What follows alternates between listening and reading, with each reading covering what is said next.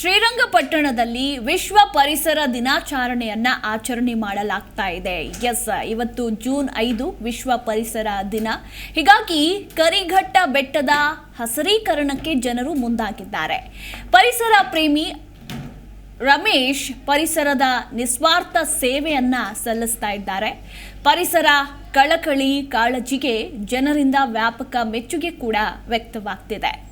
ಇನ್ನು ಸ್ನೇಹಿತರು, ಗಣ್ಯರು ಮತ್ತು ಸಂಬಂಧಿಕರ ಹುಟ್ಟುಹಬ್ಬಕ್ಕೆ ಬೆಟ್ಟದಲ್ಲಿ ಗಿಡ ನಡೆಸಿ ಪೋಷಣೆ ಕೂಡ ಮಾಡಲಾಗ್ತಾ ಇದೆ. ತಮಗೆ ಆತ್ಮೀಯರಾಗಿರುವವರನ್ನ ಬೆಟ್ಟಕ್ಕೆ ಕರೆತಂದು ಗಿಡಗಳನ್ನು ನಡೆಸಿ ಸ್ವತಃ ನೀರು ಗೊಬ್ಬರ ಹಾಕಿ ಪರಿಸರ ಪ್ರೇಮಿ ರಮೇಶ್ ಪರಿಸರದ ನಿಸ್ವಾರ್ಥ ಸೇವೆಯನ್ನು ಸಲ್ಲಿಸಿಕೊಂಡು ಬರ್ತಾ ಇದ್ದಾರೆ.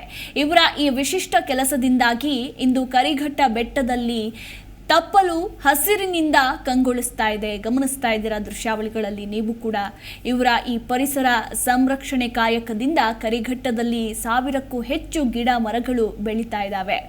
ಇನ್ನು ವೃತ್ತಿಯಲ್ಲಿ ಫಿಲ್ಟರ್ ನೀರು ಸರಬರಾಜು ಮಾಡುವ ರಮೇಶ್ ಪರಿಸರ ಸಂರಕ್ಷಣೆಯ ಕಾಯಕರಾಗಿದ್ದಾರೆ. ಇವರ ಈ ಸೇವೆಗೆ ತಾಲೂಕಿನ ಜನರೇ ಇವರಿಗೆ ಪರಿಸರ ಪ್ರೇಮಿ ರಮೇಶ್ ಎಂದು ಬಿರುದನ್ನ ನೀಡಿ ಪ್ರೋತ್ಸಾಹಿಸಿದ್ದಾರೆ.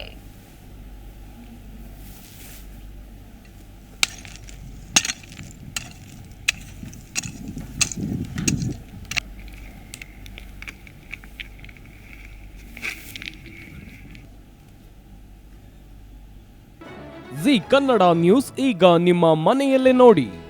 ಎಲ್ಲ ಕೇಬಲ್ಗಳಲ್ಲಿ ಈಗ ಲಭ್ಯ.